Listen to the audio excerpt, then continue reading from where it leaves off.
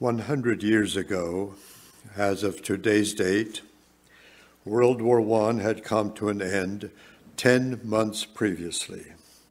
It is said that the war ended on the 11th hour of the 11th day of the 11th month of 1918.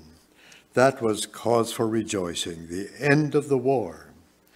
But it was not the end of suffering in the war-stricken countries. Many lives were lost during the war. An estimated 18 million were dead. Of that total, 10 million were combatants. Of the 8 million citizens who lost their lives, 2 million were a result of violence and 6 million of disease. Additionally, 23 million soldiers were wounded. Total World War I casualties, 41 million. And there was great loss of property and means of livelihood. Survivors, millions of survivors were destitute, needing shelter, food, and clothing. These conditions were especially acute in areas where the battlefronts had been. On the West Front, shown by the arrow on the map and the stars, Belgium, Luxembourg, and France were hard hit. On the East Front, Poland. Germany and Austria were destitute after their surrender and suffered loss of millions of lives and reeling under the reparation demands of the victorious Allies. To the south, in the Near East, so-called ethnic cleansing was in operation even during the war. The Ottoman Empire was deporting Armenian Christians and Kurds from the area known today as Turkey. In 1919, the people of the Casselman Valley learned of these conditions, especially conditions in Europe and the Near East. The news did not travel then by radio or television or other electronic media as it does today. Public broadcasting began later in the 1920s, but the printed page was reaching the Amish and Mennonite people in the Casselman Valley. There were the church papers. Gospel Herald, published by the Mennonite Church, was in circulation in the Casselman Valley, and the editor, Daniel Kaufman, was known as a guest preacher at Springs Mennonite Church. Herald of Orhite, published by an Amish Mennonite publication board, was reaching into homes of both Amish Mennonite groups, conservative and order. Its English part, edited by Jonas B. Miller, who lived within a half mile of where we are sitting here tonight. Myersdale Republican, the local biweekly newspaper, gave both local and world news. The Budget of Sugar Creek, Ohio, was a national paper published and read especially by the Amish people, with writers and subscribers in the Casselman Valley. The battlegrounds of the war were far away, but the information about the war sufferers was coming near. A letter from Vienna, Austria, as printed in Gospel Herald and Herald of Orhite, included this excerpt. Clearly, the Treaty of Peace means a complete ruin of Austria. It is a sad fact that we now must often go hungry to bed, for we find ourselves unable to buy sufficient food. Both Gospel Herald and Herald of Orhite printed a report with the following observation. The almost absolute want of milk is most serious. No child over 3 is allowed any milk. More children have been lost in the war than men on the field. I have never seen anything more pitiful than those lines of babies, fevered for want of food, wasted till their limbs were like little bits of stick, and staring about with hopeless faces. A release in Myersdale Republican referred to the work of Herbert Hoover, president of the American Relief Administration and later President of the United States, with the statement, 6 million souls, old men, old women, and little children in Poland, Lithuania, Russia, Palestine, Galicia, Turkey, Syria, Romania, Greece, and Bulgaria, are in imminent danger of starving to death this winter. Of special devastation was the ethnic cleansing by the Ottoman or Turkish Empire. Families often were separated, some members deported. Many adults were exiled, and children were left behind. A report in Herald of Orheit included this excerpt. The fate of the refugee children has been pathetic and terrible beyond description. Little tots stuffed into feed bags, hanging on pommels of pack saddles, their little heads bobbing out of the saddle bags as they jogged along. Sometimes the wee babies were deserted, left on the roadside, or thrown into rivers. The need for relief was great and urgent. The Mennonite and Amish press not only informed, but also urged response to relief. In December 1919, Gospel Herald included a cablegram from a worker in Europe stating, appalling need clothing, bedding, hospital supplies, fats, milk.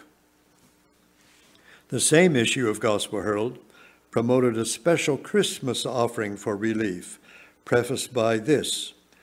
During the past few years, we have learned to look across the waters to see our needy friends and have contributed much for the comfort and sustenance of those who have been made destitute through the ravages of war. The need is not over. Calls are coming from many sections for help. The release proceeded further to promote special offerings in the churches for relief on the Sunday before Christmas, stating that the donations could be sent to G.L. Bender, treasurer at Elkhart, Indiana. Such information and appeals were reaching the Casselman Valley. But how did the Amish and Mennonites respond? Appeals for help were not a new thing. Back in the 1870s, aid was given when Mennonite immigrants from Russia needed charity and loans to cross the ocean and for sustenance upon arrival in America. And there was the Mennonite mission in India, which Springs and Glade Mennonite congregations had contributed to already before the war. But what was the response of the needs related to World War I? The war began on July 28, 1914, with the German army headed for France, through Belgium, invading and occupying Belgium, and demanding supplies for the German army. Belgium resisted. The result was severe hunger in a small country with limited agricultural resources. Soon, in the same year, October 1914, the Commission for Relief in Belgium was founded by Herbert Hoover, especially to send food to Belgium. Many chapters of the commission were formed, some in schools, some local, and some by states, including Maryland. By December 1914, only 5 months after the start of the war, the Maryland chapter for the Commission of Belgium Relief issued a receipt to the Amish Mennonite Church. It was addressed to J.B. Miller at Grantsville. It reads, "The receipt of your generous contribution of $23 toward the relief of the sufferers in Belgium on account of the present war is gratefully acknowledged." Remember that a comparison of the dollar in 1914 to today's inflated dollar requires multiplying by a factor of 25. with $23 then having the purchasing power of dollars today. But the significance is not only in the amount, but in the evidence of a timely response to the need in Europe in the early stages of the war. Fortunately, we have evidence of this contribution to Belgium relief. Likely there were many other contributions of which we have no record. Soon after the war ended, Mennonites organized especially for relief. This organization, known as Mennonite Relief Commission for War Sufferers, was organized in December 1918 in a meeting that included Christmas Day. Apparently, these people were willing to sacrifice Christmas Day at home for the sake of the work. The purpose of the Mennonite Relief Commission for War Sufferers was to solicit, receive, hold, and dispense or distribute funds or supplies for the relief of war sufferers. The commission became a major receiver of Mennonite and Amish contributions for relief during its existence from 1918 to 1926. For the years 1918 to 1920, 133 donations are listed as coming from the Casselman Valley. Not only were dollars reported, but churches and individuals were named as donors. The Anabaptist churches in the Casselman Valley in 1919 represented 3 affiliations: Ord Order Amish Mennonite, commonly known today as Ord Order Amish, with membership in 1919 of 117. Conservative Amish Mennonite, known today as Conservative Mennonite, with a membership in 1919 of 130. Mennonite, affiliated with Southwest Mennonite Conference and Mennonite General Conference, with an accumulative membership in 1919 of 385. For convenience, I will refer to these affiliations as Ord Order, with meeting houses in Niverton and Summit Mills; Conservative, with Cherry Glade, Maple Glen, and Oakdale as meeting houses; Springs Mennonite, a group of congregations that included Springs, Casselman, Oak Grove, and Glade. The Beachy Amish Mennonite congregation, known today as Mountain View Mennonite, was not yet in existence in 1919. According to the 1919 Mennonite Yearbook, total Mennonite and Amish membership in the Casselman Valley then was 632. Each of the 3 groups was actively engaged in relief efforts. The Ord Order Church is listed with about $5,400 to Mennonite Commission for Relief to War Sufferers. The Conservative Church, while at the same time giving significant donation to the work of the Amish Mennonite Children's Home, contributed about $2,900 to the commission. Springs Mennonite, while at the same time giving significant support to the Mennonite mission in India, appears to have contributed about $1,400 to the commission.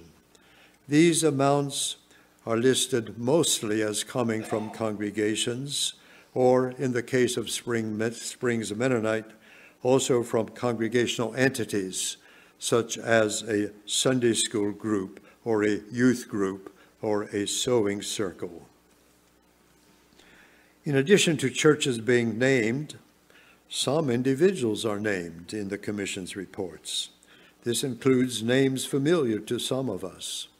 Ord Order people named include Noah Beachy, Samuel Hirschberger, Amanda Kinsinger, Edward M. Yoder, and Menno J. Yoder.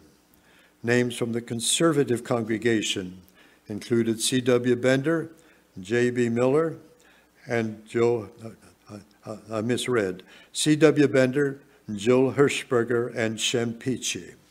Some Springs Mennonite People were named: Ray Bender, Myron Livengood, Ernest Miller, Nellie Beachy. These were individual contributors.